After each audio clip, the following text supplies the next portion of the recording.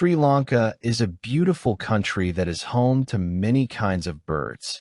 The island's forests, lakes, and gardens provide perfect places for birds to live and find food. Some of the most common birds in Sri Lanka are the myna, kingfisher, parrot, and peacock. Early in the morning, I enjoy listening to the sweet songs of birds in my garden. Birds in Sri Lanka are colorful and interesting to watch.